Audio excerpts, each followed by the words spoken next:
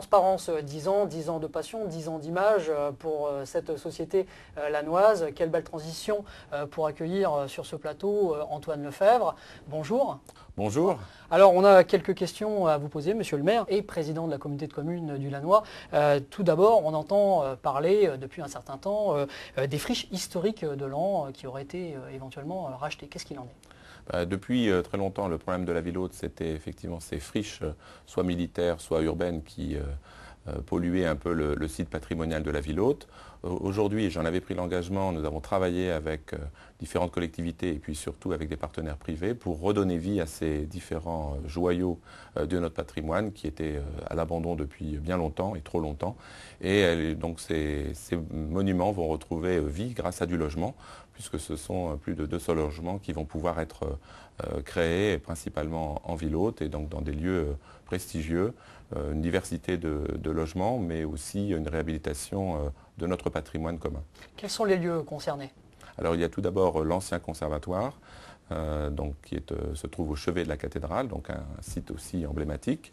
Il y a également la caserne Thérèmindame qui avait été abandonnée par les militaires. Et puis plus récemment l'abbaye Saint-Vincent avec ses 7 hectares, là aussi un site très emblématique et donc une superbe réhabilitation qui est en préparation avec une révision du secteur sauvegardé à la clé. Très bien. Deuxième question, l'économie. Quels sont les projets à venir, notamment sur les zones industrielles, zones économiques ? Alors, dans le domaine économique, le rôle d'un maire et d'un président de communauté de communes, c'est de donner toutes les conditions pour l'accueil des entreprises. C'est ce qui a été entrepris notamment avec la communauté de communes du Lannoy au travers de son hôtel d'entreprise et puis des zones d'activité du Champ du Roi et des Minimes. Aujourd'hui, ces zones commencent à être un peu saturées, compte tenu des différents succès que nous avons eus et le dernier en date étant Donat, plus récemment.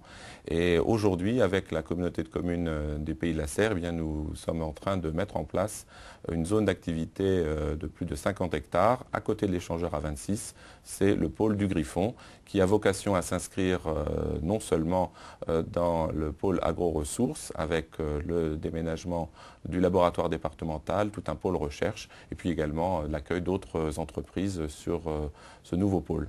D'accord. Perspective 2007-2008 ? Les travaux d'amener des réseaux, de voiries sont effectivement en cours et la commercialisation pourra d'ores et déjà commencer. Et donc nous espérons une première implantation donc, de ce pôle recherche à partir de 2008. D'accord. Une question un petit peu transversale, le tourisme à Laon, faire venir des gens, Center Park, il y a différents projets sur notre département. Comment la ville de Laon et la communauté de communes s'organisent ? Alors, bien sûr, le tourisme, c'est déjà quelque chose qui est ancré dans notre patrimoine, bien évidemment, et dans notre culture. Pour autant, il faut changer de dimension, notamment avec l'arrivée de Center Park et du coup de projecteur qui est donné sur le secteur de l'Aisne, et en particulier autour de l'Ailette. C'est à 2 pas de Laon et la cité médiévale doit notamment en tirer tous les meilleurs profits. Et l'organisation, c'est déjà de mettre en place la taxe de séjour qui sera perçue par les touristes, mais qui nous permet de nous doter des moyens financiers pour répondre à ces nouvelles demandes. C'est aussi faire des projets d'amélioration de notre cadre de vie, poursuivre ce que j'ai déjà entrepris sur l'amélioration notamment du plan lumière avec les monuments de la ville, la cathédrale Saint-Martin et puis les remparts qui sont aussi l'emblème de notre ville. Donc tout ça doit concourir à planter un véritable décor touristique et puis surtout des produits touristiques avec le circuit des souterrains et le circuit de visite de la cathédrale qui doivent aussi prendre toute leur ampleur et surtout répondre aux demandes notamment des familles qui résideront sur l'Ailette. En termes d'aménagement, de grands travaux ont été faits cette année, ils vont continuer sur les grandes avenues, il y a également le fleurissement, il y a l'éclairage, il y a encore d'autres choses à venir ? Alors il y a encore beaucoup de projets.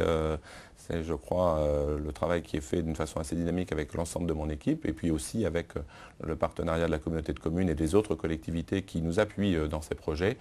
C'est notamment toute la restructuration urbaine de la ville basse avec ce qui a été entrepris place de Winchester et puis la 3e phase du boulevard de Lyon qui va être entreprise durant cet été. Et puis nous n'oublions pas les nombreux travaux de voirie d'entretien donc, de ce cadre de vie, de fleurissement dans l'ensemble des quartiers. Le fleurissement, nous avons obtenu cette année une deuxième fleur qui est un peu la consécration des efforts qui sont entrepris depuis de nombreuses années maintenant. Et donc tout ça doit aussi faire que les Lannois et les habitants du pays lannois soient fiers de leur territoire parce que nous avons de quoi être fiers de ces atouts. Monsieur le maire, 2007 est une grande année pour la santé. Alors une année 2007 effectivement qui sera un grand cru pour la santé, après une année 2006 où le centre hospitalier a vu l'arrivée de l'IRM et également le centre d'hémodialyse récemment inauguré. Pour 2007, c'est tout le plan directeur du centre hospitalier de Lens, c'est plus de 20 millions d'euros d'investissement et surtout 18 000 mètres carrés de bâtiments construits ou réaménagés et qui vont véritablement faire entrer le centre hospitalier de Lens dans le 21e siècle. Alors c'est aussi le rapatriement de la maternité dans l'enceinte même du centre hospitalier avec un équipement tout à fait moderne et complètement réhabilité. Le 2007. Alors pour le SAMU, 2007 c'est une année importante puisque c'est la constitution de l'antenne du SAMU donc dans le secteur du centre Les Tuileries avec l'hélicoptère départemental qui stationnera à côté de ce SAMU et donc là aussi un équipement tout à fait performant pour traiter l'urgence de façon la plus optimale possible. Le SAMU 02, ça tombe très bien, monsieur le maire, puisque c'est le sujet qui suit. Avant de nous quitter, un dernier mot ?